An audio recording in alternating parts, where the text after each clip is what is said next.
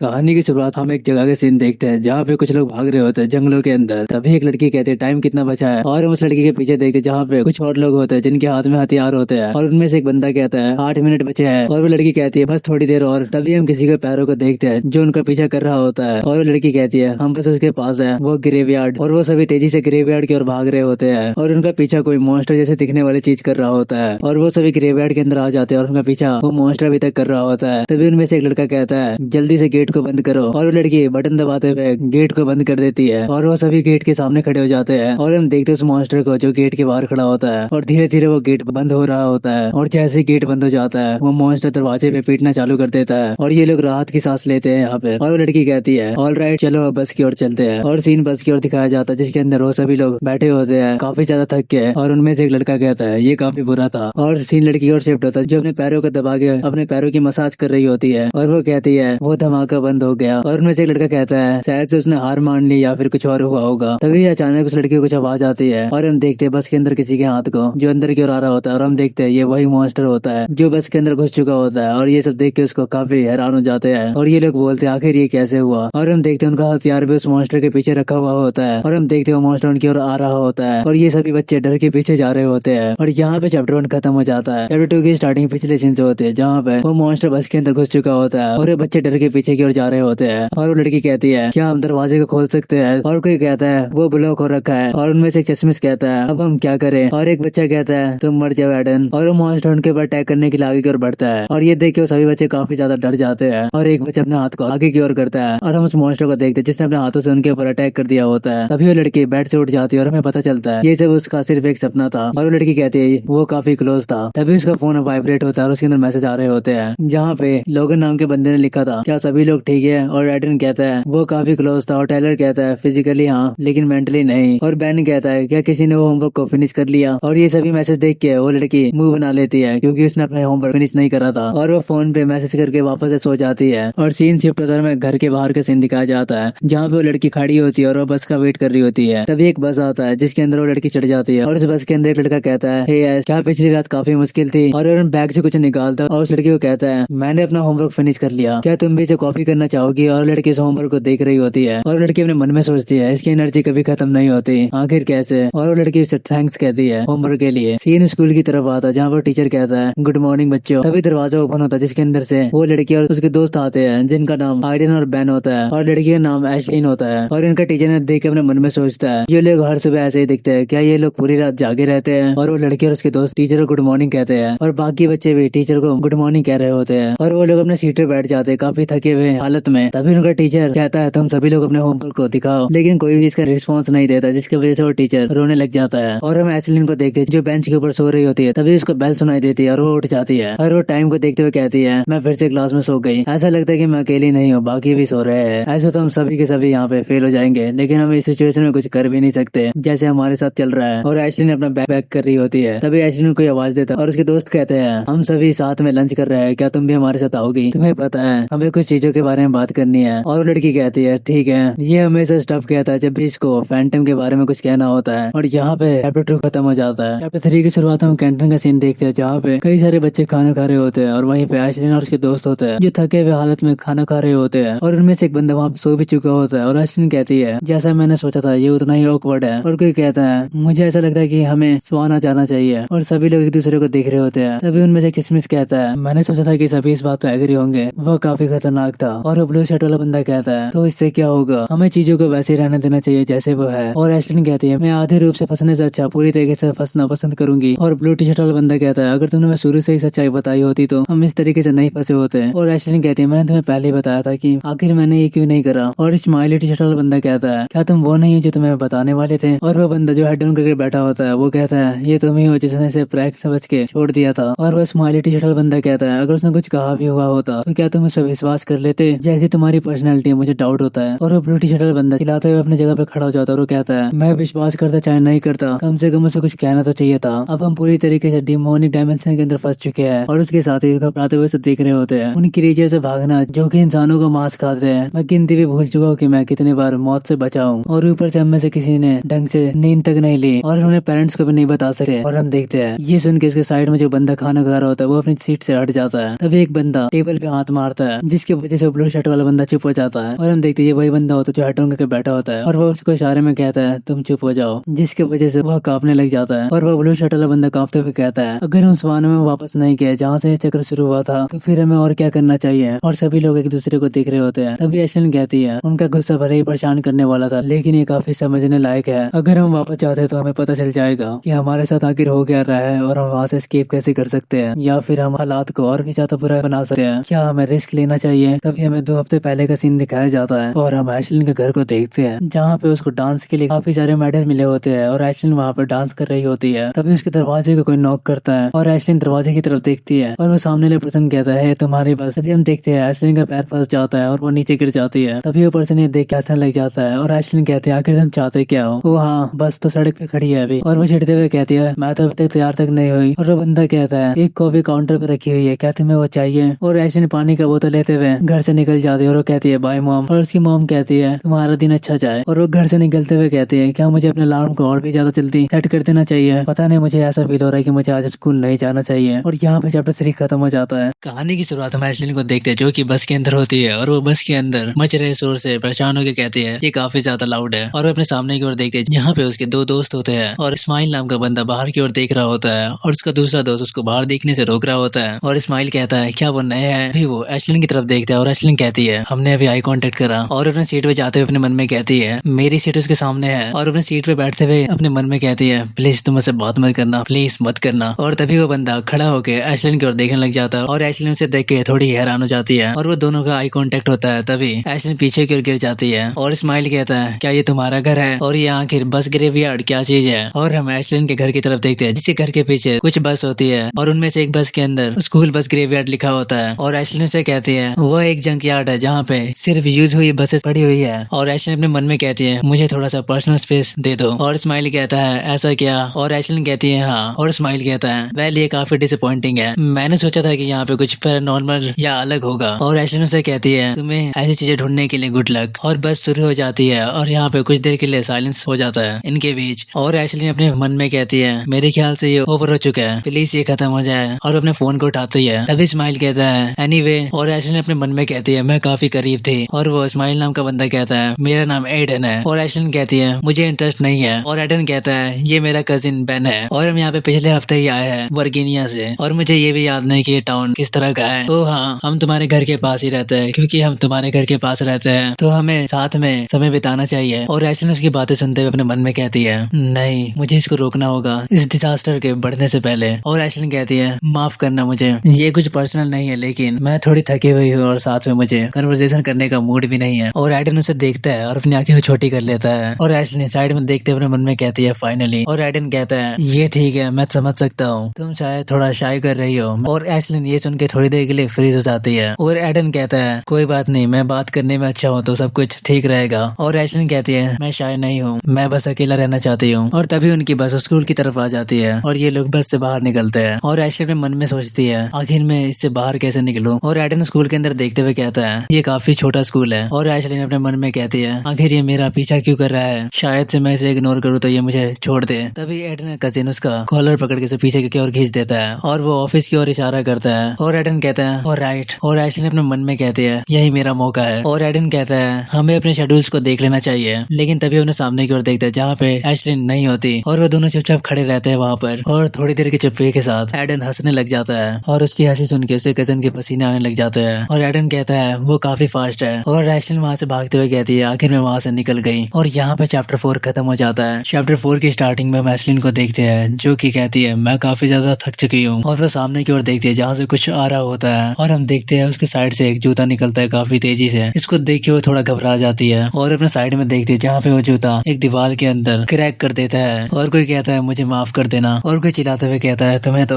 और एक बंदा दूसरे लड़के को उठाते हुए कहता है हम बस यहाँ पे थोड़ा मजाक मस्ती कर रहे थे। और ये कह के वो झूठी हंसी हंस रहा होता है और उसने जिसको उठा रखा होता है वो कहता है मुझे नीचे उतारो। और वहाँ पे कोई स्टूडेंट किसी के साथ टकराता है जिसकी वजह से दूसरा स्टूडेंट कहता है हे तुम देख के क्यों नहीं चलते, आखिर तुम जा कहाँ पर रहे हो। और जो बंदा उसे टकराया होता है वो कहता है क्या तुम मुझसे लड़ना चाहते हो। और हम उनके पीछे ही देखते हैं जहाँ पे वो टीचर उनको देख रहा होता है। और हम एशलिन की ओर देखते हैं जो अपने मन में कहती है स्वागत है आपका मेरे हाई स्कूल में एवरीवन। और कोई कहता है तुम हॉल के रास्ते को ब्लॉक कर रहे हो। और वहाँ पे काफी सारे लोग आपस में लड़ने लग जाते हैं। और सीन शिफ्ट होता है और क्लासरूम नंबर 201 की ओर जाता है, जहाँ पे एशलिन अपने मन में कहती है 201 क्या ये यही है। और उसके बगल में एक ब्लू शर्ट वाला बंदा भी होता है जो कि काफी ज्यादा घबरा रहा होता है और दोनों के हाथ में कुछ पेपर्स होते हैं। तभी उस ब्लू शर्ट वाले पर्सन के हाथ से वो पेपर नीचे गिर जाता है और एशलिन उस पेपर को उठाते हुए उस बंदे को देती है और वो पर्सन थोड़ा ब्लश करते हुए कहता है तुम्हारा शुक्रिया। और एशलिन उसके फेस को देखते अपने मन में कहती है क्या ये पपी है। और एशलिन एक टेबल को टच करते हुए कहती है देख के ऐसा लगता है कि हमारे लिए सीट असाइन हुई है, आखिर मेरी सीट कहाँ पर है। और हम एशलिन की सीट को विंडोज के पास देखते हैं और एशलिन कहती है वो रहा मेरा सीट। और वो जाके अपने टेबल पे बैठ जाती है और एशलिन अपने बगल में देखती है जहाँ पे एक आइडन नाम के बंदे की भी सीट होती है। और एशलिन अपने मन में कहती है मेरे ख्याल से यहाँ पे 2 आइडन्स है। तभी हम आइडन के पीछे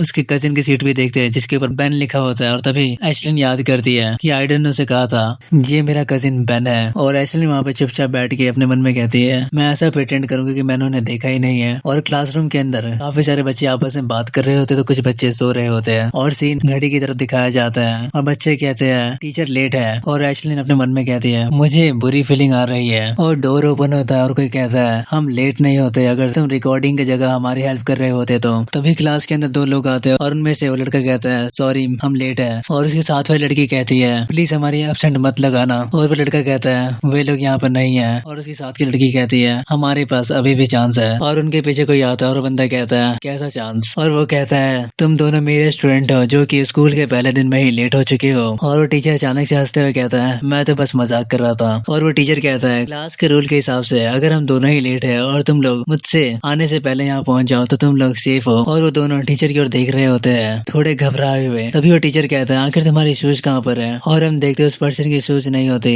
एक पैर में। और हम उसी शूज को देखते जो कि दीवार के अंदर धसी हुई होती है जहाँ पे क्लीनर होता है। और वो कहता है मैं 2 वीक्स का नोटिस दे रहा हूँ। और सीन फिर से टीचर की ओर आता है जहाँ पे वो टीचर कहता है तुम्हें क्लास के बाद अपने शूज को ढूंढना चाहिए। और वो लड़का कहता है यस सर। और वो टीचर कहता है अब तुम जाओ और अपनी सीट को ढूंढो जिसमें तुम्हारा नाम लिखा हो और उस पर जाके बैठ जाओ। और एशलिन उसे देख के कहती है ओ नो। और हम टीचर को देखते हैं और उसके पीछे 2 बंदे होते हैं और हम देखते हैं ये आइडन और बेन होते हैं। और आइडन अपने थोड़ा साइड में देखता है जिसको देख के वो खुश हो जाता है। और एशलिन अपना फेस को हाइड कर रही होती है और टीचर वहाँ पे उन दोनों के साथ खड़ा हो जाता है। और वो टीचर कहता है सॉरी एवरीवन क्योंकि मैं लेट हूँ और ये दोनों इस स्कूल के अंदर न्यू है सो तुम लोग ये मेक श्योर करना कि तुम इनका अच्छे से वेलकम करो। और टीचर कहता है अब तुम अपनी सीट पे जा सकते हो। और वो टीचर क्लैप करते हुए कहता है चलो अब हमें इंट्रोडक्शन शुरू करना चाहिए एक दूसरे का। तो हम अल्फाबेटिकल ऑर्डर के साथ शुरू करेंगे इसे। और सीन एशलिन की ओर आता है जहाँ पे आइडन एशलिन की ओर देख रहा होता है। और एशलिन अपने मन में कहती है क्या क्लास चेंज करने के रिक्वेस्ट के लिए काफी देरी हो चुकी है। और यहाँ पे चैप्टर 5 खत्म हो जाता है।